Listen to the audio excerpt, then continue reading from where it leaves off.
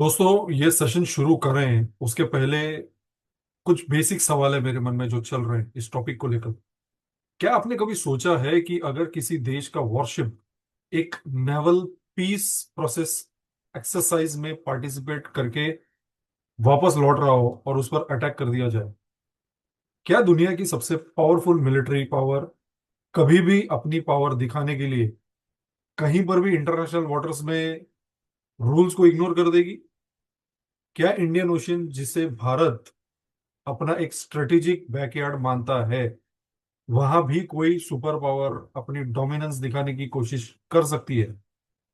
और सबसे बड़ा सवाल, क्या ये इंसिडेंट सिर्फ ईरान के खिलाफ एक मिलिट्री स्ट्राइक था, या इसके पीछे छुपा है भारत के लिए भी एक कोई जियोपॉलिटिकल मैसेज? और अगर ऐसा है तो भारत को इस सिचुएशन को कैसे टैकल करना चाहिए? वंदे मातरम दोस्तों, मैं हूं विकास पाल और मैवरिक जियोपॉलिटिक्स के आज के इस सेशन में आपका बहुत बहुत स्वागत करता हूं। चैनल को लाइक, शेयर और सब्सक्राइब जरूर कीजिए दोस्तों, और मेरी पूरी उम्मीद है कि इस सेशन के अंत तक मैं आपको इन पांचों सवालों के जवाब आपके सामने रख सकूं। तो चलिए शुरू करते हैं। अ, दोस्तों, कल जो हुआ उसे सारे स्ट्रेटेजिक एनालिस्ट को हैरान करके रख दिया है।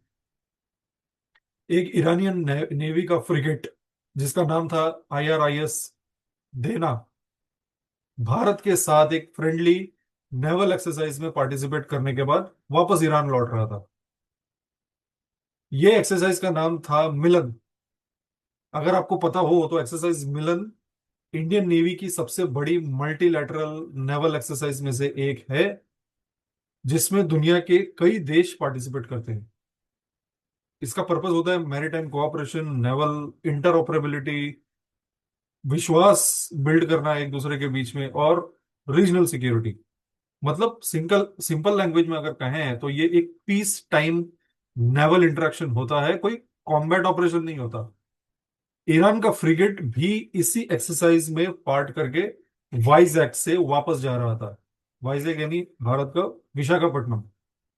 सब कुछ नॉर्मल लग रहा है, लेकिन फिर जो होता है उसे सबको हक्का बक्का कर दिया। जब ये ईरानियन वॉरशिप इंडियन ओशन से गुजरते हुए वेस्ट डायरेक्शन में मूव कर रहा था, मतलब पॉसिबली अपने शोर्स में वापस जा रहा था, तब एक US न्यूक्लियर सबमरीन ने उस पर टॉर्पेडो अटैक कर दिया। अटैक इतना सडन था कि वॉरशिप को संभलने का मौका भी नहीं मिला। हमने कल भी कवर किया है अपने अपने एक टॉपिक पे। अब इसमें 30 से 40 सेलर्स को रेस्क्यू किया गया है, लेकिन 100 से ज्यादा सेलर्स दोस्तों, इनकी जान जा चुकी है।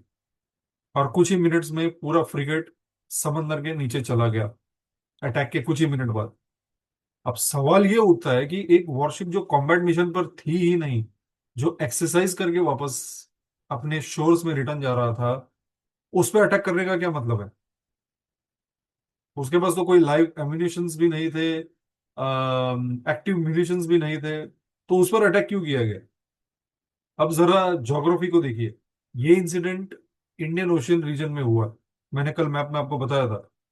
और इंटरेस्टिंग बात यह है कि ये एरिया टेक्निकली ना भारत के इंटरनेशनल वाटर्स में आता है ना श्रीलंका के। ये है, मतलब not international waters, territorial waters. ना ये भारत के टेरिटोरियल सीमा में है, ना श्रीलंका के। ये है इंटरनेशनल वाटर्स में। तो यहाँ पे तो किसी को कोई बोलने का भी हक नहीं है लगभग, अगर हम देखने जाए तो। और ये लोकेशन कन्याकुमारी से लगभग लगभग 250 किलोमीटर दूर है। लीगल पॉइंट ऑफ व्यू से अगर देखें तो भारत डायरेक्टली रेस्पॉन्सिबल नहीं है, श्रीलंका भी प्रोटेस्ट नहीं कर सकता, क्योंकि ये इंटरनेशनल वाटर्स में हुआ है, किसी देश के टेरिटोरियल वाटर्स में नहीं।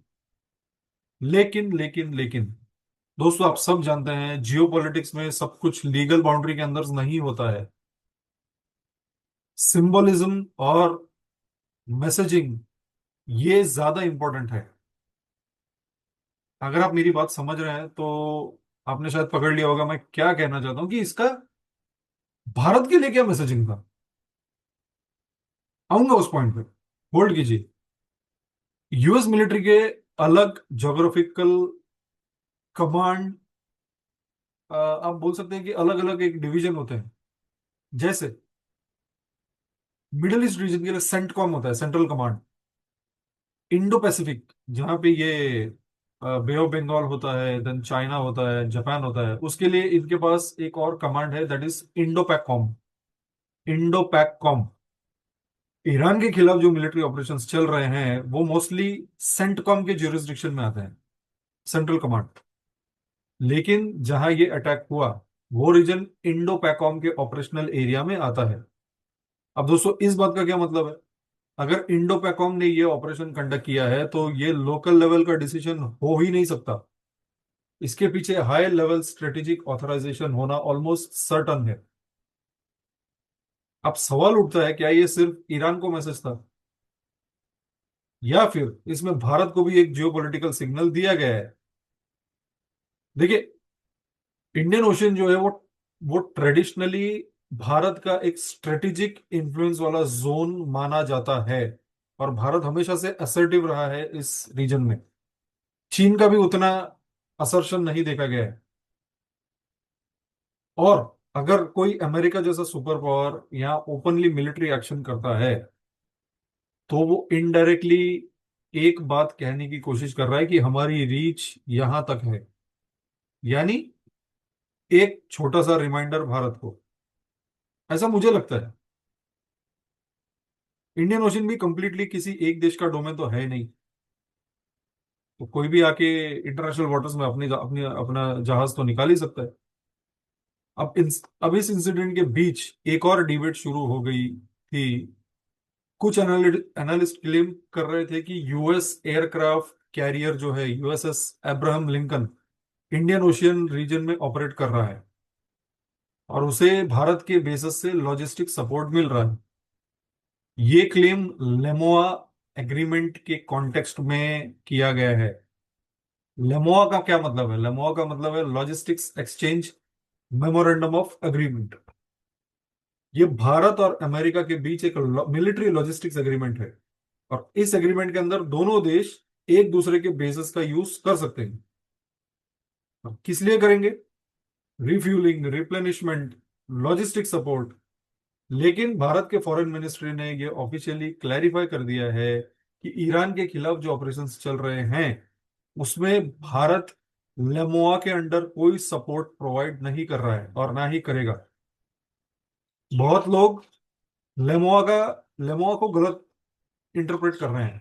ये कोई ऑटोमेटिक परमिशन सिस्टम नहीं है। इसमें होता यह है कि हर रिक्वेस्ट को केस बाय केस अप्रूव किया जाता है।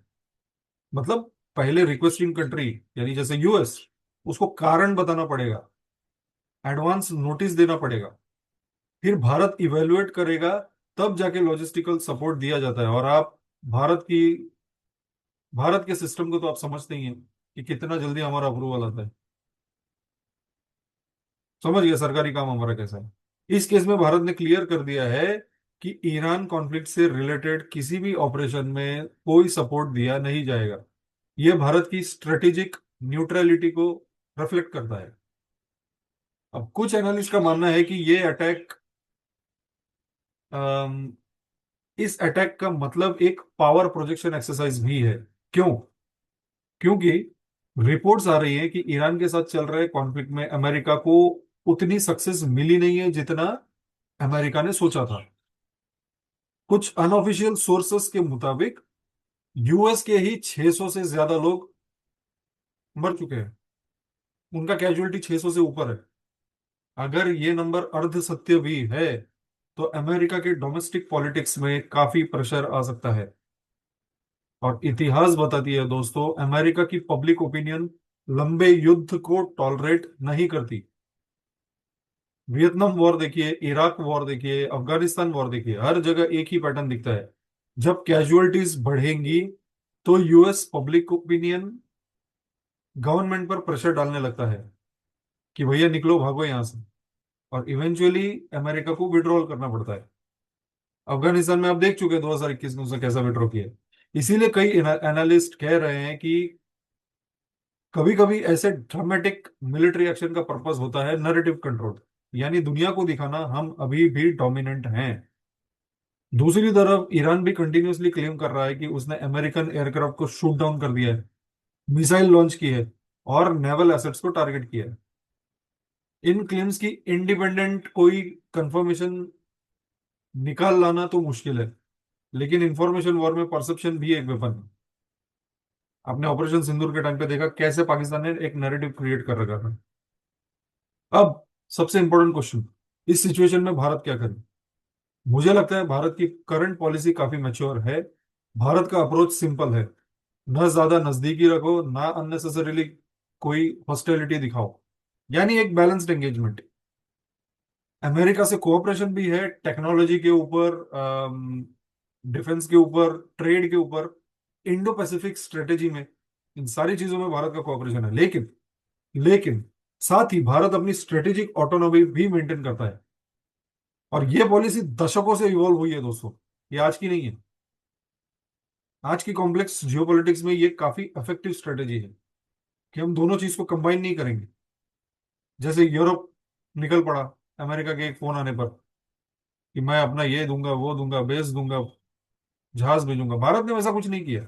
ये तुम्हारी लड़ाई है, तुम लड़ो, भारत को अननेसेसरीली ड्रैग मत करो। इंडियन ओशियन 21वीं सदी का एक मेजर जियोपॉलिटिकल थिएटर बन चुका है दोस्तों। आप जानते हैं क्यों? यहाँ पर एनर्जी रूट्स है, शिपिंग लेन्स है, नेवल बेसेस है, सबमरीन डिप्लॉयड है यहाँ पर।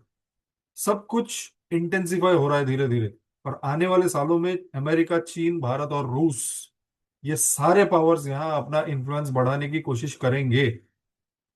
इसीलिए ऐसे इंसिडेंट्स फ्यूचर में और भी स्ट्रेटेजिक डिबेट क्रिएट करते हैं। अगर इस पूरे इंसिडेंट को दोस्तों समराइज करें तो कुछ महत्वपूर्ण चीजें सामने आती हैं। पहला, इंडियन ओशियन अब ग्लोबल पावर कंपटीशन का एक मेजर स्टेज बन चुका है। दूसरा, मिलिट्री इंसिडेंट्स कभी कभी सिर्फ टैक्टिकल नहीं होते, उनमें जियोपॉलिटिकल संदेश भी होता है। तीसरा, भारत की स्ट्रेटेजिक ऑटोनॉमी अभी तक काफी बैलेंस्ड और प्रैग्मेटिक रही है। और चौथा, आने वाले टाइम में इंडो पैसिफिक रीजन जो है दुनिया का सबसे सबसे इंपॉर्टेंट जियोपॉलिटिकल थिएटर बनेगा। आज ईरान की वजह से और कल चीन की वजह से। ये होने ही वाला है दोस्तों, मार्क माय वर्ड्स। चलिए, यहीं पर आज का सेशन हम अंत करते हैं। मुझे लगा इसमें भारत का भी एंगल है कि भारत को भी थोड़ा डरा के रखना है ईरान के फ्रीगेट पर हमला करके। इसलिए मुझे लगा मैं आपसे थोड़ा चर्चा करूं। चैनल को लाइक, शेयर एंड सब्सक्राइब जरूर कीजिए दोस्तों। जय हिंद, भारत माता की जय।